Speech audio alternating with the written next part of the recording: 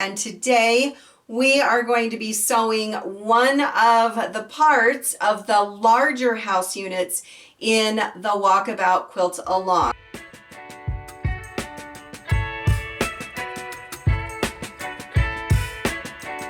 So if you've missed any of our previous videos for the quilt blocks, I'm going to be referring you back to one of the first videos, which will give you an overall view of the Walkabout Quilt-a-long. So if you've missed any of that, make sure you go back to the beginning. There's going to be a link in the description for that first video. That will give you all the details that you need, as well as the information on how you can get a copy of the PDF patterns that we are going to be using during this. You can also head to my website at Patchwork Posse, and then in the search, look up Walkabout Quilt-a-long, and all of those blog posts will show up to help you get you on track and catch you up. Let's go ahead and jump right in and take a look at what block we are going to be sewing today. So this is the block. Super simple, just a little bit skinnier than our normal ones. Again, I'm using the same background throughout the whole quilt, and then I'm just kind of mix matching everything else. So I did make sure that my house pieces are all the same fabrics, and then I had some fun with the door and the roof. So let's get started. All right, as you can see, I've got all of my pieces laid out and labeled. This helps me keep track of what we're sewing, and today we are going to be sewing this first side of kind of like a silo or an extension off of that house block. So the first thing we're going to do is we are going to make some marks on our A block. So we're going to turn these right sides down, facing down, or wrong sides facing up. We're going to grab our ruler and our pencil, and we are going to make a mark corner to corner on the wrong side. So this just makes sure that we sew the right direction. If you have seam tape or whatever else on your sewing machine, that works as well.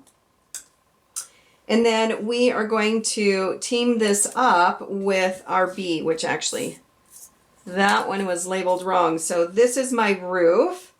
So what I'm going to do is place this where it goes.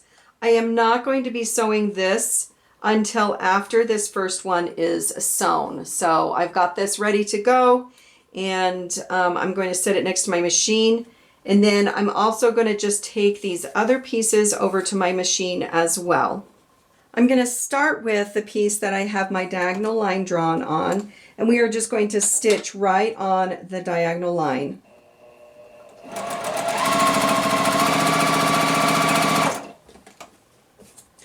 Now, just because I collect the other half square triangles, I'm going to stitch another seam.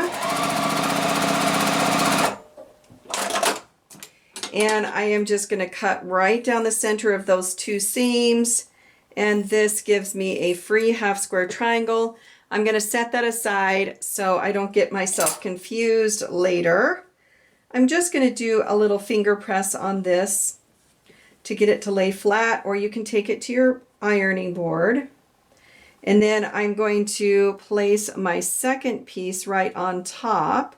Just line up the two corners and edges and sew on that drawn line again.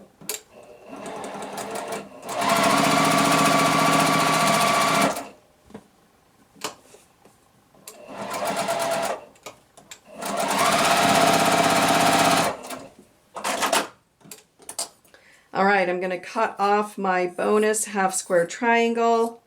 I'm going to set it off into another pile, and I can now give this a good press.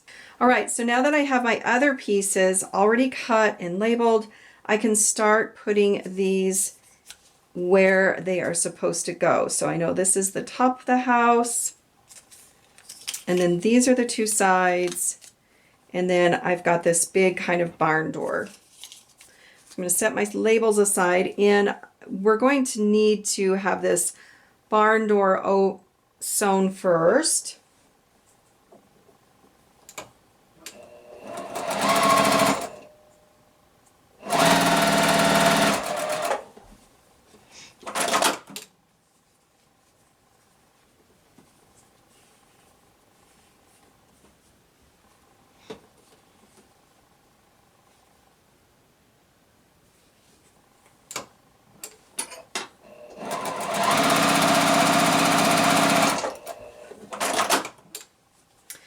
right, now that that is done, we can go ahead and sew it to the top of the house or barn unit or silo. Gonna make sure the direction of my seams is just laying flat. And then we've got one more seam, and that is attaching our roof to the top. So we're just gonna line this up. If you're finding that this piece is off, you can go ahead and use the measurements on the pattern to trim it and square it back up again.